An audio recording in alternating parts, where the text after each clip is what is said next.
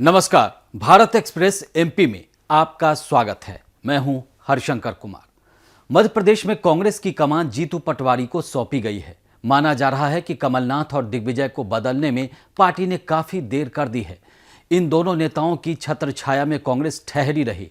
पिछले 30 साल में कांग्रेस ने 5 और बीजेपी ने 9 प्रदेश अध्यक्ष बनाए। 20 साल में बीजेपी ने 4 सीएम बनाए तो कांग्रेस ने 4 चेहरे नेता प्रतिपक्ष के तौर पर बदले। एक्सपर्ट मानते हैं कि न्यूट्रल गियर में गाड़ियां आगे नहीं बढ़ती। कांग्रेस ने बहुत देर कर दी। विधानसभा चुनाव में हार के बाद कांग्रेस ने भी आत्ममंथन किया। इस चिंतन मनन का असर ये रहा कि मध्य प्रदेश में पार्टी ने चेहरा ही बदल दिया। पहली गाज चुनाव में सीएम फेस रहे कमलनाथ पर गिरी। उनसे प्रदेश अध्यक्ष की कुर्सी वापस ले ली गई। अब जीतू पटवारी मध्य प्रदेश कांग्रेस के अध्यक्ष बनाए गए हैं।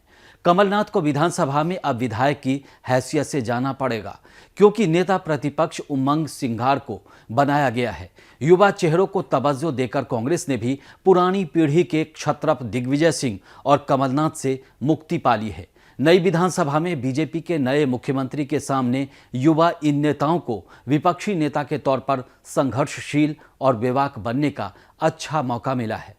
इस बदलाव से कांग्रेस ने अपने संगठन में बदलाव के संकेत दिए हैं, मगर पार्टी के भीतर सिस्टम बदलने में पार्टी ने काफी देर कर दी।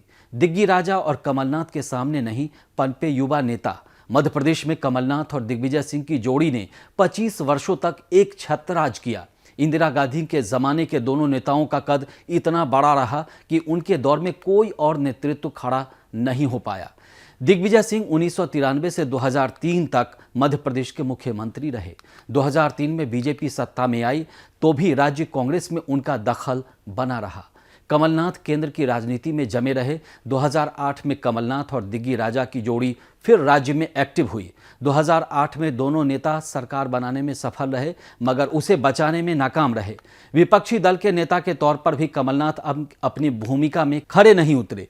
नतीजा ये रहा कि बीजेपी 20 साल राज करने के बाद भी मध्य प्रदेश में प्रचंड बहुमत से सत्ता में लौट आई। राजनीति के जानकार मानते हैं कि बड़ी शख्सियत मध्य प्रदेश कांग्रेस के लिए बरगद की तरह हो गए, जिनके नीचे कोई युवा और नया चेहरा नहीं पनपा। 30 साल में कांग्रेस ने 5 प्रदेश अध्यक्ष बनाए।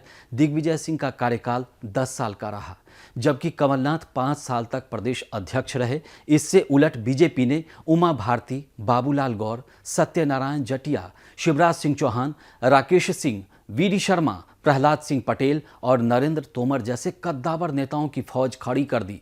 इन 7 वर्षों में बीजेपी ने 9 प्रदेश अध्यक्ष बनाए और बदल भी दिए। नेता प्रतिपक्ष पद पर कोई नहीं टिका।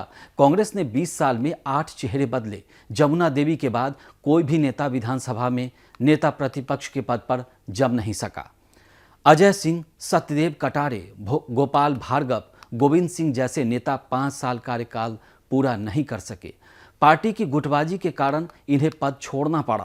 कांग्रेस संगठन की राजनीति पिछले 30 साल से दिग्विजय सिंह और कमलनाथ जैसे नेताओं के इर्द गिर्द ही घूमती रही। दोनों के कार्यकाल में कांग्रेस की गाड़ी न्यूट्रल गियर में खड़ी रही। व्यापम, बेरोजगारी और किसानों जैसे ज्वलंत मुद्दे पर भी कांग्रेस की गाड़ी नहीं चल पाई। कांग्रेस नेताओं ने मध्य प्रदेश विधानसभा चुनाव में कई गलतियां की, जिसका नतीजा ये रहा कि 2028 तक कांग्रेस को विपक्ष में बैठना पड़ेगा। 2008 और 2013 के चुनाव हारने के बाद भी कांग्रेस ने नए नेतृत्व को सामने लाने की कोशिश नहीं की, जबकि उसके पास ज्योतिरादित्य सिंधिया जैसे युवा नेता मौजूद थे। 2018 के चुनाव में जीत मिलने के बाद भी कमलनाथ के चेहरे पर ही दांव लगाया गया। नतीजा कुनबा बिखर गया और शिवराज 18 महीनों के बाद फिर सीएम बन गए। करीब 4 साल नेता प्रतिपक्ष के तौर पर कमलनाथ कोई छाप ही नहीं छोड़ पाए। 30 साल में कांग्रेस अपने परंपरागत वोटरों के भरोसे रही, जबकि इस नए दौर में बीजेपी ने कई इलाकों में अपना विस्तार किया। चुनावी दौर में जीत को लेकर कॉन्फिडेंस का आलम यह रहा कि कांग्रेस के दिग्गज नेता दिन में 3-4 चुनावी सभा कर निश्चिंत होते रहे, जबकि शिवराज सिंह चौहान समेत बीजेपी के नेता पूरे लाव लश्कर के साथ एक दिन में 50 से ज्यादा रैलियां की। जीतू पटवारी और उमंग सिंघार के पास सिर्फ 4 महीने।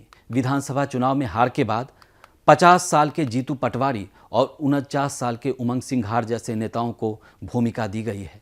इन दोनों नेताओं के पास खुद को प्रूव करने के लिए खुद को चुनावी पटल पर कहें या खुद को स्टैब्लिश करने के लिए ज़्यादा वक्त नहीं है। मई 2024 में लोकसभा चुनाव के लिए सिर्फ 5 महीने बचे हैं। इस दौरान उन्हें विधानसभा के 2 सत्र, शीतकालीन और बजट सत्र में अपनी बात रखने का मौका मिलेगा। अप्रैल से ही लोकसभा चुनाव के लिए चुनाव प्रचार शुरू हो जाएंगे। मोदी इफेक्ट और विधानसभा में बीजेपी की जीत से बने माहौल से निपटने के लिए इन नेताओं के पास सिर्फ 4 महीने का वक्त है। एंटी इनकम्बेंसी का इफेक्ट भी विधानसभा चुनाव के साथ खत्म हो गया है। पिछली लोकसभा चुनाव में बीजेपी ने मध्य प्रदेश की 28 सीटों पर कब्जा किया था, जबकि कांग्रेस के खाते में सिर्फ छिंदवाड़ा की 1 सीट आई थी। मई में ही जीतू पटवारी की अग्नि परीक्षा होगी। अगर कांग्रेस लोकसभा चुनाव में सीटें बढ़ाने में सफल रही तो इस बदलाव को स्वीकृति मिलेगी, वरना हार के बाद असंतोष को रोकने की चुनौती इन पर भी बनी रहेगी। आपको हमारा ये वीडियो अच्छा लगा तो इसे लाइक कीजिए और चैनल को सब्सक्राइब कीजिए। नमस्कार।